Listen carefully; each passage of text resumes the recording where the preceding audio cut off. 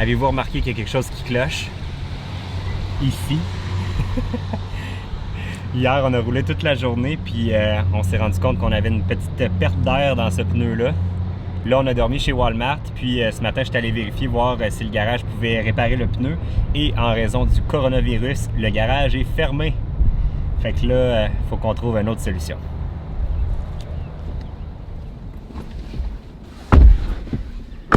Là, le plan, c'est que j'ai réussi à trouver un autre endroit où il répare les pneus, pas trop loin d'ici. Fait que j'espère juste que le pneu va tenir le coup d'ici à ce qu'on se rende.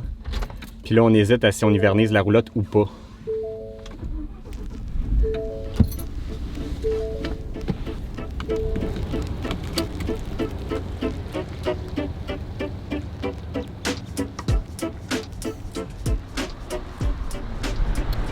Une raison de plus d'attraper le coronavirus. Bon, fait que là, je viens d'aller voir en dedans, puis ils peuvent le faire. Fait que là, il faut qu'on s'en aille d'avant, là, puis on vienne vis-à-vis la porte de garage, puis ils vont faire ça tout de suite. Fait qu'on devrait pas perdre trop de temps.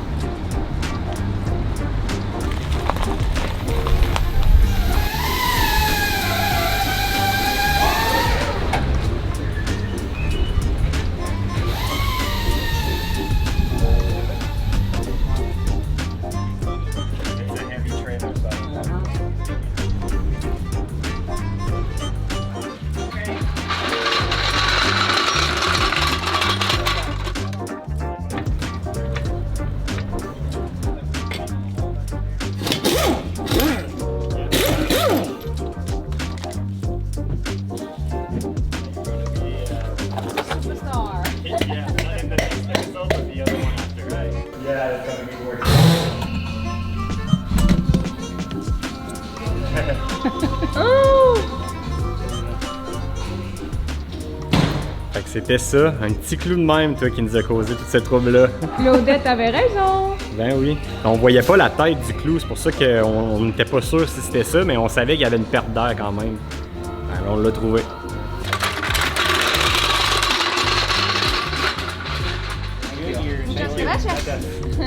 Première affaire de régler. C'est une maudite bonne affaire qu'ils sont encore ouverts. Eux autres, ça faisait leur affaire parce que avec le coronavirus, tout est fermé partout. Fait qu'ils continuent à avoir de la business, eux autres, puis ils peuvent garder leur job. Fait que c'est important pour eux autres, mais c'est important aussi pour les gens sur la route parce que sinon, j'aurais eu un backup avec mon pneu de secours. Mais disons que pour toute la route qu'on a à faire, je préfère que ce soit mon pneu d'origine. Un des bons côtés avec toute cette crise-là, c'est le prix de l'essence qui a vraiment diminué. Là, présentement, on est rendu en Ohio. L'essence est à 1,89 du gallon. J'étais complètement vide et ça m'a coûté 61 $ US. Fait que, au moins, ça nous coûte moins cher de revenir chez nous à ce moment-ci. Il faut voir le bon côté des choses. Là, ça va être à Val de conduire. Moi, je suis tanné. Puis moi, je vais vous mettre la prochaine vidéo en ligne pendant qu'on conduit.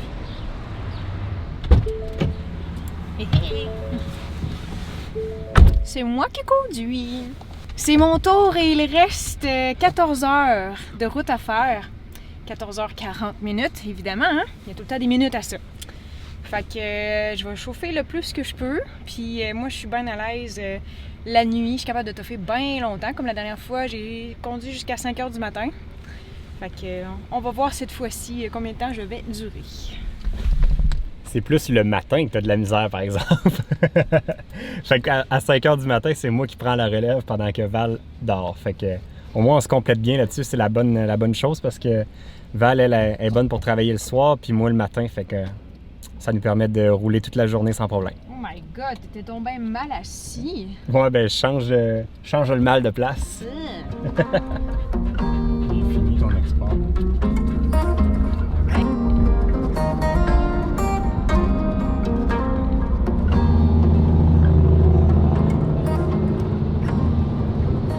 Là, il est présentement rendu 9h52. Fait que là, c'est Val qui est au volant, puis moi, pendant ce temps-là, j'ai sorti le petit oreiller, puis je vais essayer de faire une sieste, puis de dormir jusqu'à temps qu'on arrive aux douanes canadiennes, où là, on pourra dire qu'on est vraiment rendu en sécurité dans notre pays. Fait que, si on prévoit quoi, à 3h du matin, Val, c'est ça? Environ. Si Mais là, tout il se faut passe faire bien. Un arrêt, là, essence, j'imagine, entre le temps. Ah ouais, c'est vrai, il va falloir mettre du gaz. Fait que peut-être un petit peu plus tard, mais en tout cas, on va passer pendant la nuit, ça c'est certain. Fait que moi, je vous dis bonne nuit.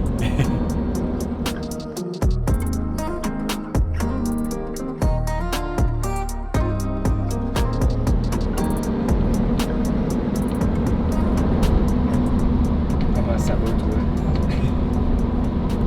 Bien. Ça va bien. Faut que je sois concentrée. Parce que quand on approche des villes, ben il y a plus de pancartes. Fait que je veux pas manquer mes entrées ou mes sorties. Alors, je suis hyper concentrée. Flying J. On s'en va domper. Ouais, poupée. C'est d'autres choses en E? Snoopy. Le brr, ça me fait penser à Norm quand on était dans les Keys puis qu'il fallait que vous faisiez des jokes de papa. Puis c'était une joke avec du bruit. Faites du bruit. Faites du bruit. Ben oui. Fait que, ben là, c'est ça, on avait beaucoup de vaisselle à faire. Puis là, on voulait au moins vider le plus possible les eaux noires et grises. Fait que lui, Alex, il fait le dehors, puis moi, ben, je fais le en dedans. Bon, chacun son rôle, c'est bien ça. Puis là, t'es rendu dans quel coin, là? Ah, aucune idée. Aucune idée, j'ai pas checké. T'avais pas passé loin encore. Non, c'est dans 6 heures, je pense, les douanes. Ah, OK. On va passer aux petites heures du matin. Alors, t'arrêtes avant que les élèves, là. Ouais.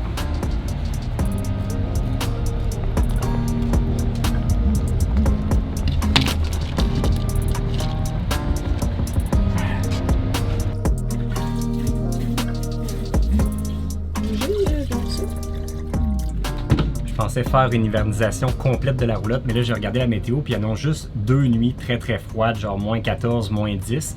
Mais tout le reste du temps qu'on va être en quarantaine, ils annoncent des températures assez clémentes. Fait que ce que j'ai décidé de faire, c'est pour le début, j'ai vidé complètement mes réservoirs dans la dompe ici. Ça coûtait juste 10$ là, au Flying J pour vider tous mes tanks. J'ai juste gardé un peu d'eau propre pour qu'on puisse aller à la salle de bain si on a besoin pendant le restant de la route, parce que j'ai entendu qu'il y a certaines haltes routières qui sont fermées, il y a certains restos où on peut pas aller à la salle de bain, puis je veux pas risquer qu'on se contamine en allant à la salle de bain publique. Fait que j'ai mis de l'antigel, fait que si jamais on va à la salle de bain ou quoi que ce soit, ça devrait pas geler trop fort. Puis un des gros avantages de la Airstream, c'est qu'il y a une des trappes de chaleur avec le chauffage au propane qui vient chauffer les réservoirs en dessous de la roulotte. Donc en théorie, ça devrait pas geler. On va laisser ça, mettons, à 5 degrés, même pour les nuits qui vont être très froides. J'ai mes caméras qui vont pouvoir me surveiller la température à distance. Fait que si jamais il y a quoi que ce soit, je vais pouvoir revenir puis régler le problème puis m'assurer que ça gèle pas. Puis quand on va arriver à Québec demain, je vais vider tout ce que j'ai en eau propre avant qu'il se mette à faire trop froid. Fait que je vais vider le chauffe-eau, je vais vider ma tank au complet, je vais tout purger pour qu'il reste rien. Mais je ne mettrai pas d'antigel dans mes tuyaux vu que la roulotte va rester chaude. Fait que ça va m'éviter d'avoir à la déshiverniser dans quelques jours quand on va avoir besoin de repartir avec la roulotte. On vient d'arriver aux douanes canadiennes. Puis c'est la première fois que je vois ça. Il y a juste une ligne d'ouverte. En théorie, il n'y a vraiment pas de monde, mais vu qu'il y a juste une ligne, ça risque d'être quand même assez long parce qu'il y a à peu près peut-être 15-20 personnes devant nous au total. Fait que puis c'est vraiment mal fait parce que c'est pas indiqué qu'il y a juste une ligne. Fait qu'on arrive, on rentre dans les fils, puis on se rend compte à la dernière seconde qu'il y a juste une ligne. Fait que là, il faut comme reculer puis revenir jusqu'au début. Galchard vient de faire ça aussi, faire un U-turn. En tout cas, au moins je suis pas inquiet parce que là, on rentre chez nous. Fait qu'en théorie, ils vont nous laisser passer, ça devrait pas être un problème.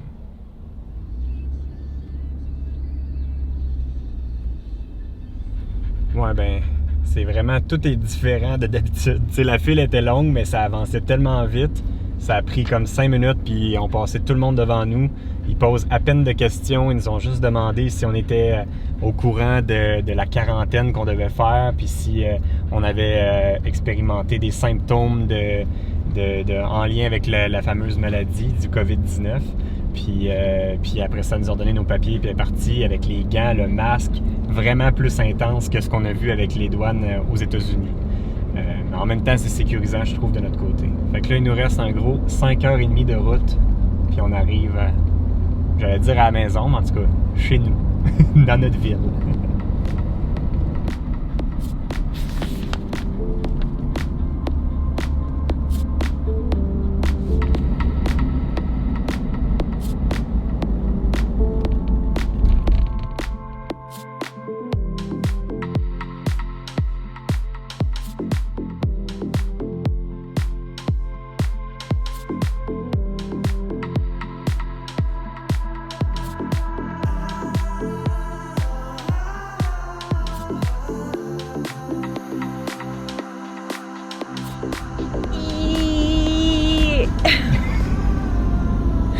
Il y a de la neige partout!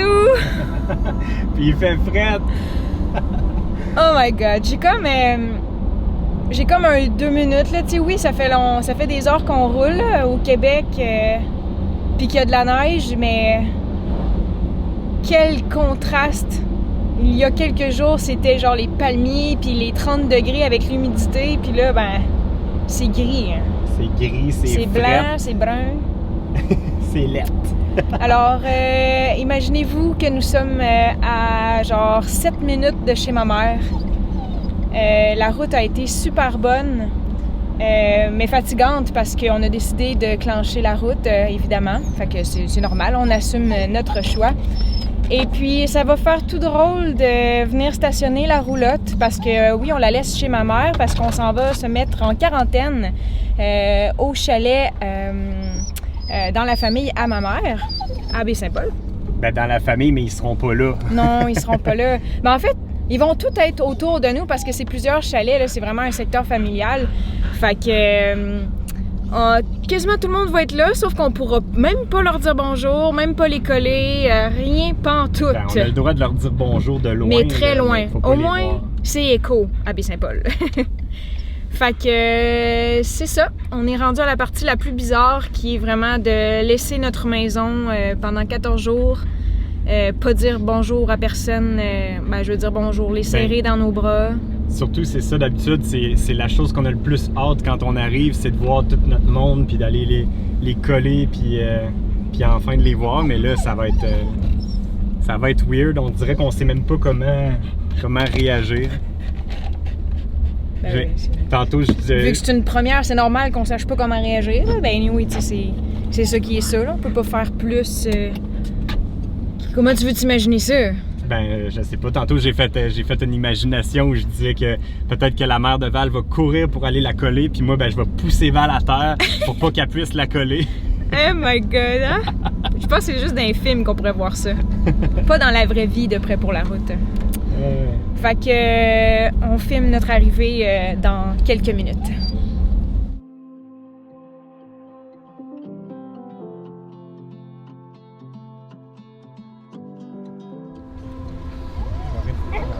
Enfin arrivé! Hey! On est là! Ça va? Ça va bien, toi? Oui, la route a bien été? Oui. Super! Allez-y, je vous laisse la cour. OK. Ah, pourquoi se mettre autant à couche?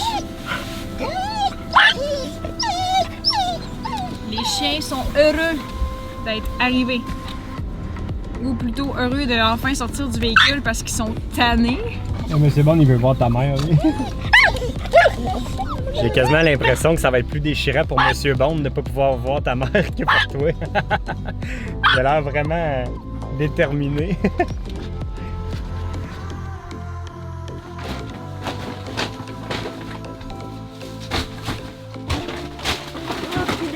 C'est lourd! Oh my god, je peux pas croire qu'on traîne ça genre en permanence là. Fait que là, j'ai mis les caméras on pour surveiller la température. J'ai vidé toute l'eau.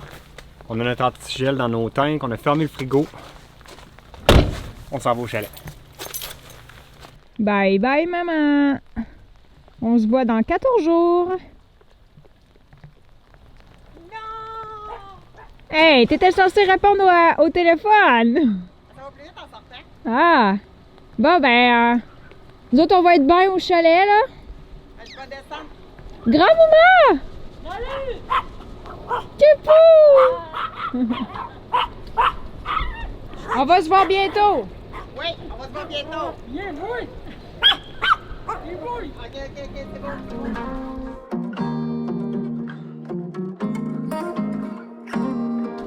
C'est ici qu'on va habiter pendant toute notre quarantaine, pendant 2 semaines, dans un petit chalet isolé dans le coin de Baie-Saint-Paul. Salut, messieurs, bonne!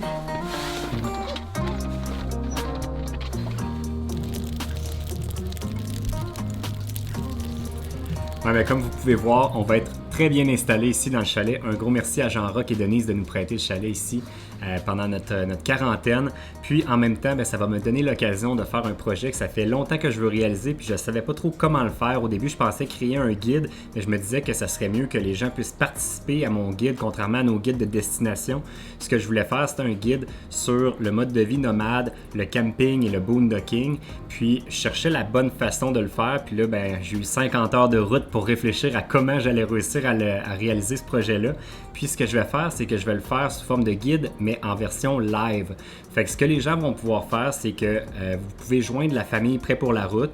Je vais mettre le lien dans la description de la vidéo sur YouTube et sur Facebook. Le lien va être dans le petit texte au-dessus de la vidéo ou en dessous, là, je ne sais pas, selon la plateforme que vous regardez la vidéo. Et puis, quand vous allez cliquer sur ce lien-là, vous allez avoir 3 options. L'option à 2$, elle vous donne seulement accès aux vidéos à l'avance. Vous allez avoir l'option à 6$ qui va vous donner accès à ce nouveau guide-là qu'on va faire, mais en version différée. Donc, vous n'allez pas pouvoir participer à la version en direct. Puis ceux qui veulent participer à la version en direct et pouvoir poser vos questions, pouvoir amener votre situation, des cas spécifiques, puis que je puisse y répondre en direct pendant le guide, ça va être dans le forfait à 12$. Ça va se faire en Facebook Live dans le groupe privé qui s'appelle Famille PPLR. Vous allez pouvoir joindre une fois que vous allez vous être inscrit sur la plateforme Patreon, qui est la plateforme où on héberge la famille Prêt pour la route. Puis dans le fond, dans ces vidéos-là, on va en faire 7 pendant toute notre période de quarantaine, donc à peu près une vidéo à tous les jours ou à tous les 2 jours. Et puis, vous allez pouvoir y participer, poser vos questions d'avance si jamais vous ne pouvez pas être là en direct. Puis, moi, dans le fond, je vais avoir un sujet d'attitré pour chaque vidéo. Donc, je vais avoir des trucs par rapport à trouver des emplacements de boondocking, l'équipement de boondocking, comment générer des revenus sur la route, un paquet de sujets intéressants comme ça qui vous permettra soit éventuellement, si le mode de vie nomade comme on le vit vous intéresse, ben, ça pourra vous aider à vous en aller vers là. Ou si vous avez juste une planification d'un long road trip et vous voulez en apprendre plus sur notre mode de vie nomade, ben, vous pourrez participer avec ça. Fait que nous autres, ça fait le tour pour l'instant. Fait que on va sûrement vous partager éventuellement d'autres petits épisodes de ce qu'on va faire pendant notre période de quarantaine. Puis donc comme je disais, si ça vous intéresse le nouveau projet, ben, le lien va être dans la description. Fait que nous autres, on se dit à la prochaine. Salut tout le monde. Yeah. Ah oui. T'as-tu vu les angles des marches? Tantôt, M. Bond, il a déboulé. Ça fait ploup, ploup, ploup. Attends. C'est vraiment drôle. C'est vraiment drôle que M. Bond déboule les marches. Mais moi, je les connais, ces marches-là, mais pas eux autres. Ouais, mais on pourra pas vraiment les faire monter en haut, ils vont se péter la gueule.